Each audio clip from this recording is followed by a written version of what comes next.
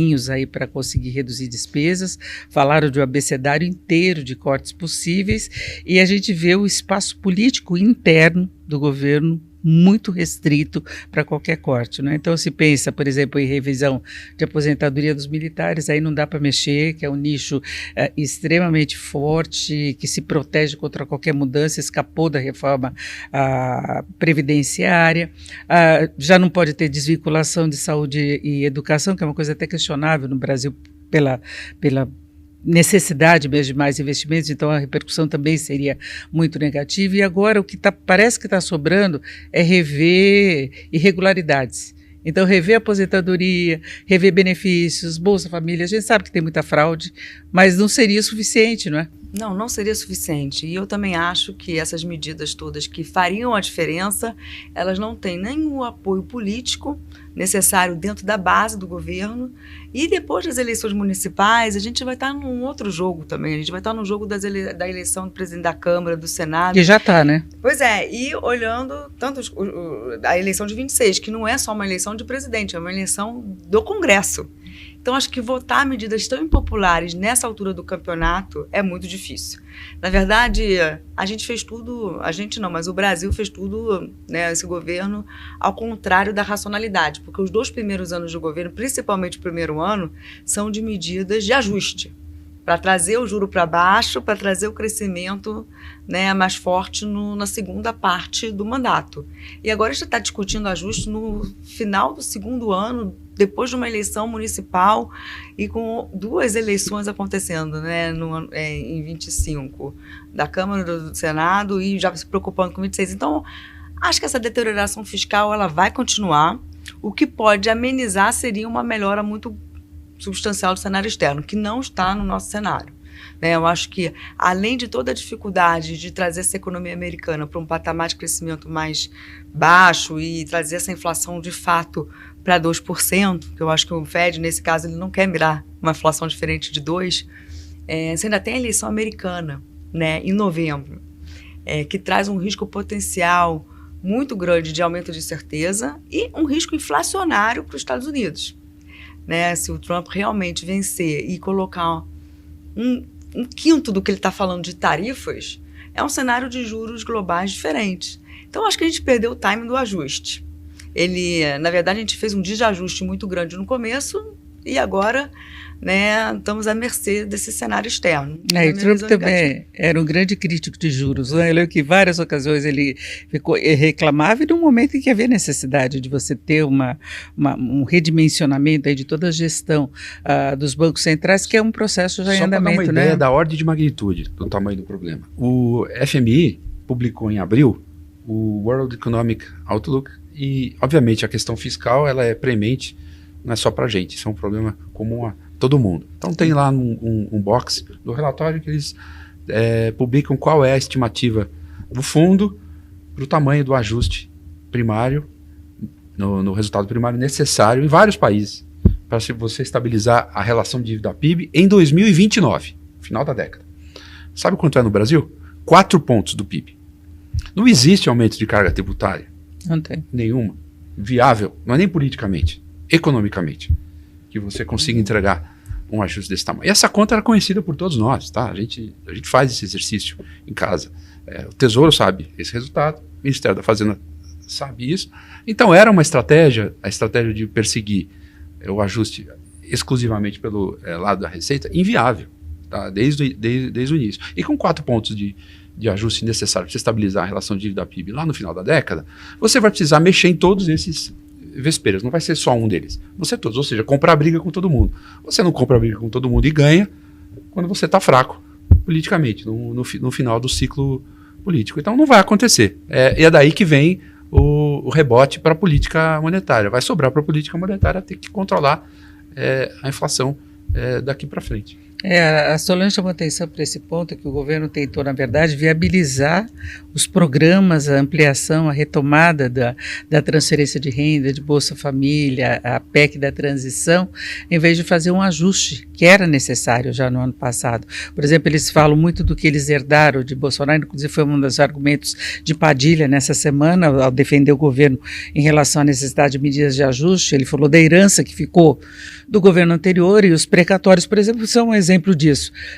Desculpa, mas não foi feito isso, né? Na verdade, se pegou mais dinheiro, não só para tentar reorganizar o que ficou de herança, mas para ter mais condição de gasto. Sim, nas nossas contas, manter o auxílio, né, que o Bolsonaro subiu bastante no último ano do seu governo, adicionaria 0,5% do PIB. A PEC de transição colocou 2%. Então, assim, foi 4 vezes mais. Então, acho que a herança não foi tudo que foi feito na PEC de transição. A PEC de transição, ela criou uma nova herança, né, muito maior, e que agora, né, benefício social no Brasil é muito fácil de colocar, muito difícil de tirar. Nada é temporário, virou permanente. E, ao mesmo tempo, uma política de salário mínimo completamente incondizente com qualquer ajuste fiscal, né? O grande problema sempre da Previdência, mesmo pós-reforma, é essa vinculação com o salário mínimo, que é muito difícil de qualquer governo tirar, e mesmo que tire, é muito difícil da justiça manter. Então, a regra do salário mínimo é mortal. E essa foi a primeira vez que a gente aprovou uma regra de salário mínimo sem data para acabar. Ou seja, um governo que quiser mudar vai ter que aprovar no Congresso. O Bolsonaro, ele se aproveitou de um momento onde a regra acabou e o Paulo Guedes deu um aumento só da inflação, né? Mas agora é muito difícil, tem que chegar no Congresso e aprovar uma mudança da regra de salário mínimo. Com toda essa agenda de eleições.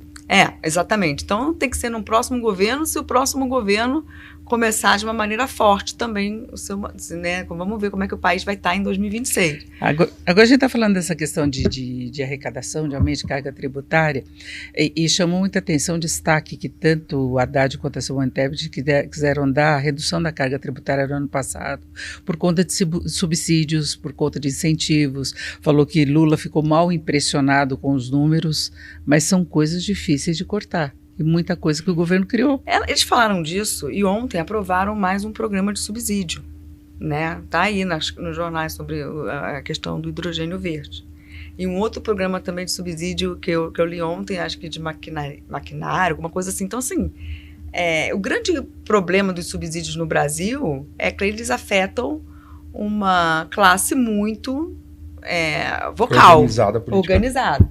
Né? Os lobbies estão muito organizados. Tanto é que na própria reforma tributária a gente manteve grande parte dos subsídios, né? A Zona Franca de Manaus, né? Simples. Então, assim, dizer que o presidente está assustado com o tamanho do subsídio, né? Assim, eu acho que é um desaforo até o mercado, porque a gente sabe muito bem desse tamanho e sabe que ele está crescendo, e nesse governo. E na reforma tributária, a alíquota de referência vai ser maior, exatamente porque os lobbies agiram muito. Não passava a reforma tributária se não tivesse muitos setores com taxas menores. Exato. Então, realmente, não é só... os subsídios são enormes, são muito difíceis de mudar, assim como a gente está falando dos gastos ligados à educação, saúde e previdência. Precisa realmente, eu acho, de um governo com vontade política de fazer e uma situação econômica que permita fazer. Agora é uma questão de governo, é uma questão também de Congresso, não é? Porque a gente vê os lobbies pesados no Congresso, tanto agora na regulamentação da reforma tributária, é uma preocupação muito grande com relação a isso, não é? A articulação se dividiu em grupos, que até vai ser uma discussão muito difícil para essa regulamentação, para você chegar a um consenso no final, né, a fórmula que foi encontrada para a discussão, mas a gente vê que os lobbies continuam agindo lá para manter privilégios. Eu não acho que o Congresso no Brasil ele é fiscalista, de forma alguma. A gente pode discutir que ele está mais para centro-direita, mas isso não quer dizer que é um Congresso preocupado com a estabilidade econômica do Brasil. Centro-direita também gosta de emendas. Exato, mas eu acho que o Congresso, e todos os políticos, eles são sensíveis a uma desestabilização forte da economia. Né? Então, a gente aprovou a reforma da Previdência, que foi uma reforma super difícil de fazer, depois que a gente sofreu uma recessão brutal em 3 anos, né? A maior queda de PIB da história do Brasil passado recente. E uma crise política E também, uma né? crise política. Então, e assim, quando você tem um câmbio depreciando, essa sensação de que a inflação pode sair do controle, o Congresso se sensibiliza. Então, eu acho que talvez os preços hoje não tragam esse ajuste todo que a gente está dizendo. Tenha que piorar mais para ocorrer essa sensibilização, mesmo que seja na véspera de eleição, porque o próprio congressista também não quer perder o seu cargo e trazer outsiders para o sistema político. Então, acho que essa mobilização pode acabar acontecendo, levando até o governo a endossar, mas o cenário doméstico vai precisar piorar, infelizmente, para isso acontecer. Eu acho que a gente tem que inverter também a ordem do movimento aqui. O Congresso ele não tem exatamente essa, como a Solange comentou, essa vocação fiscalista, mas quando ele nesses momentos mais críticos e quando ele é liderado pelo Executivo, ele entrega. Essa tem sido a história no passado nem tão recente. Foram várias reformas difíceis e impopulares que foram aprovadas nessas últimas décadas. E mais recentemente até por essa maioria, essa coalizão de centro-direita que está no poder no Congresso hoje.